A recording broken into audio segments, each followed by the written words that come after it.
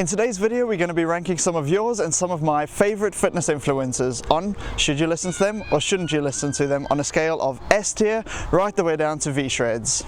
My name is Peter Truick and I'm a qualified and still practicing physiotherapist.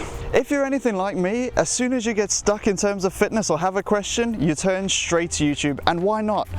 Now, I've been turning to YouTube for a lot longer than I've been qualified. I've been turning to YouTube since about 2015, so 9 years going on 10 years, which is unbelievable. And to be fair, a lot of the advice is absolutely sound, but a lot of the time someone can come across extremely convincing and be misleading as anything. So don't fall for that, make sure you fact check.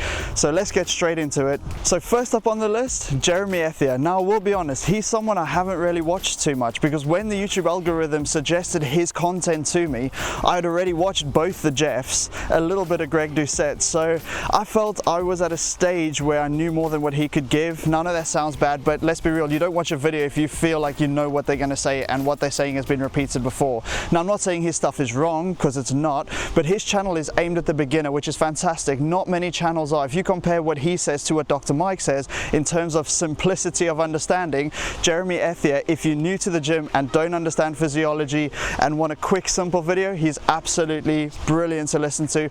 But I'm going to rank him on C tier, unfortunately. I don't think his advice is groundbreaking, fantastic. I think it's just general advice that loads of other people have said. He might have said it before, they might have said it before, but generally I think other people have said it before him, so that's why I'm going to put it as C tier. However, if you find yourself drifting in a video, can't concentrate, his videos are unbelievable. His editing, his diagrams, really quality stuff. And if you're new to the gym, 100% check his channel out. Now, it wouldn't be a fitness influencer advice review if it didn't include the GOAT himself, Jeff Cavaliere from AthleanX.com. Unbelievable fitness advice. I'm putting him straight onto A tier. The only reason I'm not putting him on S tier is there has been occasions where I think someone has written his content for him. He's not doing it as much now, but there's definitely a period about 2 years ago when he was just going through fads and discussing superfoods and all of that, and I think someone else was writing that content, but it's good to see it looks like he's back writing his own content, which is unbelievable. Now, Jeff is one of the largest fitness, if not the largest fitness YouTube channel on the planet, and deservedly so. His understanding of the way in which the physiology and anatomy of the human body works is unbelievable, and that's what makes him so good. He can take an extremely complex topic and make it as simple as anything. Like, look at his last video where he's talking about muscle fibers and muscle fiber growth and comparing it to a farm field. Unbelievable, really simple. I also like that he doesn't just hop onto trends. I think there's a massive trend in the fitness world at the moment looking at stretch partials and long length hypertrophy and all of that sort of thing. Jeff understands the fundamentals of how muscle growth works, looking at not only the stretch / eccentric portion. He also understands that we need metabolic overload, which we do. It's another aspect of muscle growth, and then we need progressive overload. I think if we sacrifice any one for another, it's not great, and it's always a good thing to combine all of them. Yes, stretch partials have been shown to increase growth on very short-term studies, as any new stimulus would show to increase growth. Let's say you've been doing nothing and then you start lifting weights, it's a new stimulus. Muscles are adaptive tissue, therefore any new stimulus could potentially lead to more muscle growth. Jeff understands this and is not simply going cold turkey on stretch partials, which I really like. Doesn't hop on trends. Jeff can often set them, so really good advice, good understanding. 100% go to his channel, watch it, and you will learn something. Besides the nutrition, the only other thing that I would not put Jeff at S tier for, and that is his ability to create fear of a movement. Now, he creates fear of loaded internal rotation, which, to be fair, when he trained, the research was all about avoid loaded internal rotation if you don't want shoulder impingement. That research has subsequently changed, and I do think it needs to change his narrative on upright rows, that sort of thing, because yes, potentially if you have a problem, then it could be bad, but if you don't have a problem, it's absolutely fine. So if he adapts that, S tier. Next up is the man, the parrot from Aladdin himself, Doucette. Now, I'm going to be a bit controversial here, and I'm going to put Greg's advice at A tier. Now, you're saying, well, he doesn't really give that much fitness advice. No, he doesn't, but he does give life advice related to fitness. He is really anti-PEDs because of the dangers that they can cause, and he's experienced this and telling people not to do it, yet the majority of people are still doing it, which is absolutely shocking. I really like the message he's trying to send. Yes, with the natty or not, he can upset a few people, but to be fair, he is opening the eyes of the general population, saying, look, this guy on Instagram Instagram or YouTube looks unbelievable, and don't go by his training program thinking you're going to look like him, because you're not. A, you don't have the genetics, and B, you're not on the copious amounts of steroids. So I like his message. His diet advice is S-tier. Maybe I'll question this one, but diet advice is S-tier. If you eat like Greg Doucette for gym and general health, you will be shredded. His calorie understanding is really good. Large volume, low calories, it works. It's simple maths, right? Calories in, calories out, that's simple. I do think he does overlook gut microbiome a little bit, which is coming into it, showing reduced inflammation and a lot of new research about it. So maybe add in some of the fermented foods and that sort of thing, and some better fibers. But to be fair, eat like Greg, you'll be shredded. A-tier. And when it comes to Greg's training advice, I mean, he does his advice based on himself, so with his injuries. So if you have what injuries he has, like FAI or a tricep tendon avulsion fracture, whatever it was, a tear, train like him, it'll work. If not, I wouldn't train exactly like him. Find the exercises that work for you. That's simple. But his motto is train harder than last time. Progressive overload, pushing yourself harder. That is always going to work no matter what. Next up is the man himself, probably the best fitness advice channel out there at the moment, and that is Jeff Nippard. Unbelievable science-based knowledge. And remember guys, Jeff Nippard is not a doctor, he's not a physio, he's not an exercise scientist, he is a YouTuber. So all his knowledge that he's put together is self-taught, self-learned, and that is just through interest itself. And anyone who says that's not as good as doing a degree is absolutely wrong. However, I'm putting him in A-tier. Now why you say he would have gone straight to S-tier 100% if he had not done this one thing, and that's overcook the stretch partials. He's quoting the evidence and it is good, but he's not interpreting the methodology behind the study, and therefore, in my opinion, is misleading his following. He is saying extra stretch, sacrifice the progressive overload, sacrifice the weight in order to use the stretch. No study has looked at that. All the studies have shown, right, the same weight in a stretch range of a normal, not even full range of movement. The best example is the one on the quadriceps. They're looking at 120 degrees to halfway as your stretch range, right? So 120 to 0 as your full range. People's knee flexion varies. On average, I would say in the clinic, we're measuring around 135 to 140 degrees. And obviously people with slightly more hypermobile joints can get complete full compression, but that is roughly 150 degrees. So they're not even utilizing a full anatomical range. Why is that? Because the researchers understand sliding filament theory. Basically the overlap between the two, the myosin and the actin of muscle fiber contraction, they click together and they slide over one another. If you overstretch, you don't have the contact surface, and if you overcontract, you don't have the contact surface. Therefore, you have to drop the weight significantly. So you think I'm hating on Jeff for this? I'm not. I think it's just one small mistake. Everything else he has mentioned on his channel, in my opinion, is pretty much spot on. Yes, if he has a teleprompter and read it, doesn't matter. He's put in the effort and he's making unbelievable videos, educating the masses, and that's why he's got the following and the views he has. Unbelievable content. You definitely need to go check his channel out. Even if you think you're a bro lifter and cast science to the side, learn something, try it, and who knows, you might get some more gains. 100% guarantee, check out Jeff Nippard. So next up, he's got a category just for himself, and that is the man, the myth, the legend, VShreds. Now luckily, his views have dropped off significantly, and I'm so grateful for it, because he spouted absolute nonsense. It was hilarious watching a VShreds video back in the day when he's trying to teach you about bicep curls and he's got no idea what he's talking about, and then deadlifting, absolute garbage.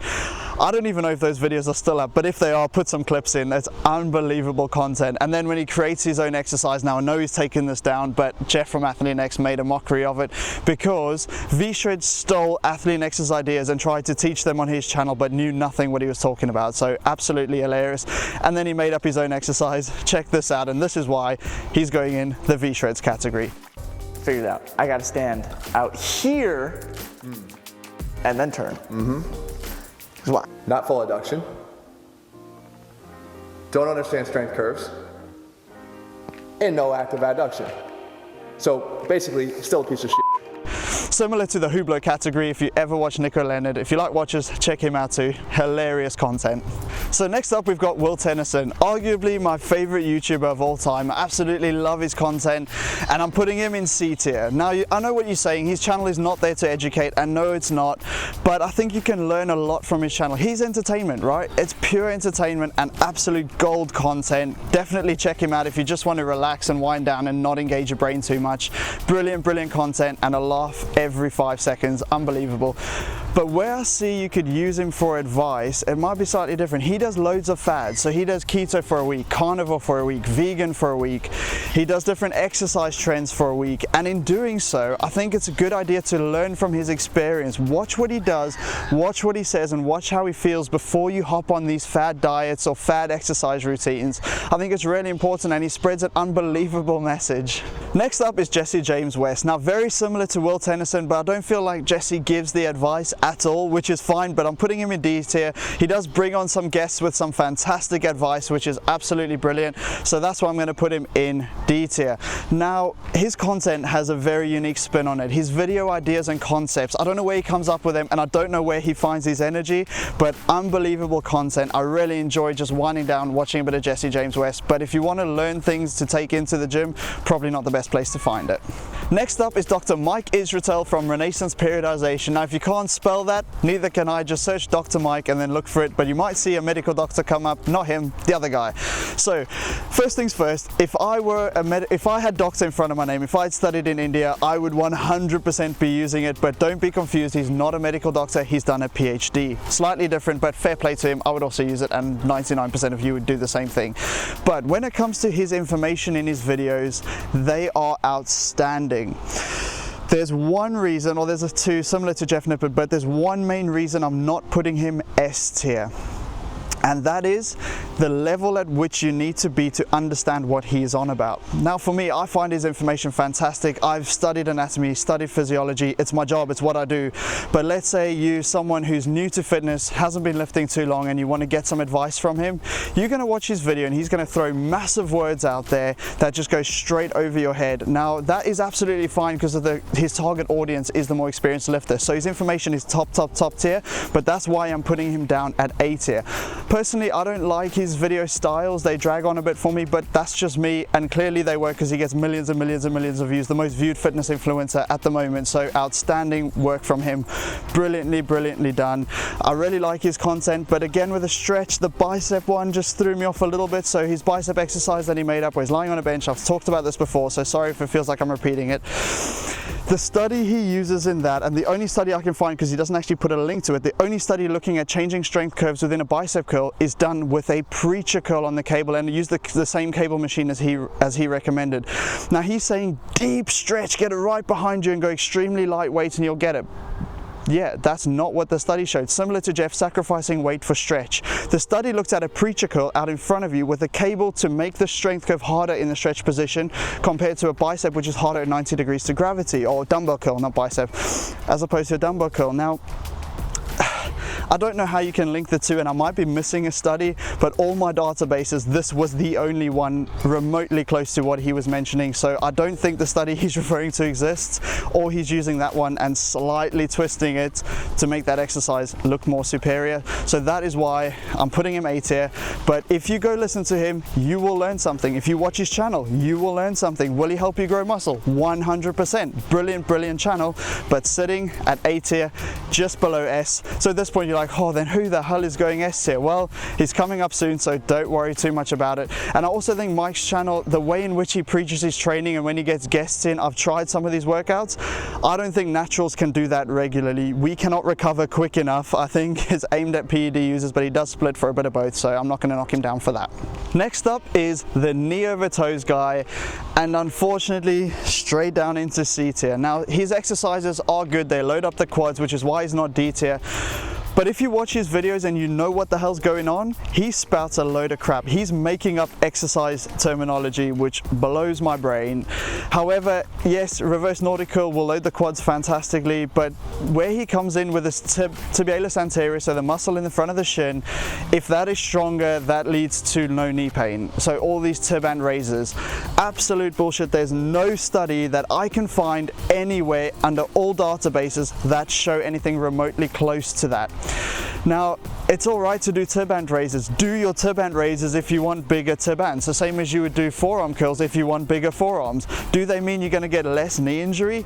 Hell no. Are the knees designed to move over the toes? Yes, 100%. I'm currently treating 5 people in my clinic who have tried knee over toes guys exercises and wound up with biomechanical knee pain or tibialis posterior tendinopathy or perennial tendinopathy, and actually all 3 are coming in at the moment. All these people have done extreme knee compressions, driving forward in the ATG lunges, reverse Nordics, backwards walking. Do you need to walk backwards to have bulletproof knees? No, hell no. You need to load the knees in a compressed position where your knees over your toes. That's going to bulletproof your knees. Walking backwards, show me the research. Honestly, find the paper and you show it to me. I will say I'm completely wrong and knee over toes guys going to S-tier, but it doesn't exist. However, if you want to load your quads and your biomechanics are perfect, or you really want to take someone, let's say someone lays floors for a living and they need to kneel on their knees and they've got biomechanical knee pain, you can do their end stage rehab with the knee over toes guys recommendations and the ATG lunge. I really like it for that.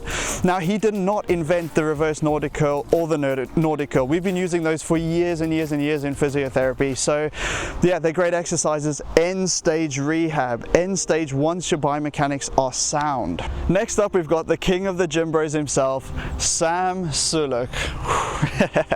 Right, Sam is going straight into B tier. Now you say, oh, Sam doesn't give any advice. Well, if you watch his videos, he's not just meatheading in the gym. In his rest periods, he's talking a little bit, and his car chat, he's definitely giving some advice. Would I take all of it? No. Will I take the advice to absolutely send the weights? And when he says, oh, I'm going to do some sets, focus on my squeeze, it's perfect to mix it up like that. Should you do the exercises you feel the most? Potentially. So his advice I'm going to put at B tier. I think it's really good, and if you are a science-based lifter, try do some of the stuff he does.